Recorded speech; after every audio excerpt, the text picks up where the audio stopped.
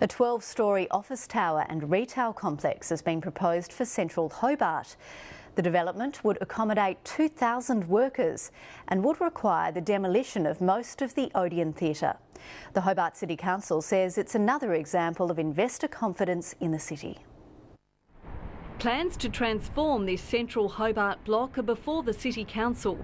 Melbourne-based company Riverlea Australia want to develop retail space on the ground floor and build a 12-storey office block, big enough for 2,000 workers. It's just crucial to get that critical mass back into the city that in turn flows on to the coffee lounges and takeaways and other specialty shops. A smaller proposal by the same developer was approved more than 2 years ago.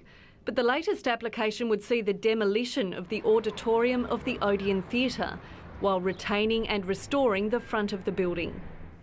And that maintains the character and flavour of the city, and as far as, the gutting behind it, I think that's just part and parcel of what, modern development is about.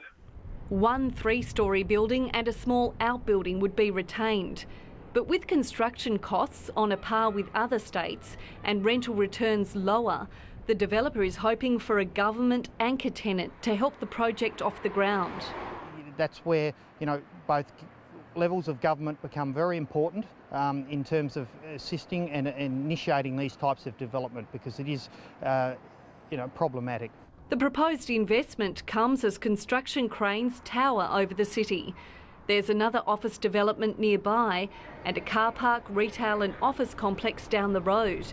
Then there's the $100 million Myer redevelopment proposal and a $3 million revamp of the Cat and Fiddle Arcade, not to mention upgrades at the Royal Hobart Hospital.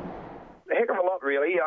Probably over $500 million worth that would be in the pipeline at the moment. This certainly adds to that. It comes at a time when there are also plans for other big draw cards for shoppers and workers outside of the city. Fiona Blackwood, ABC News.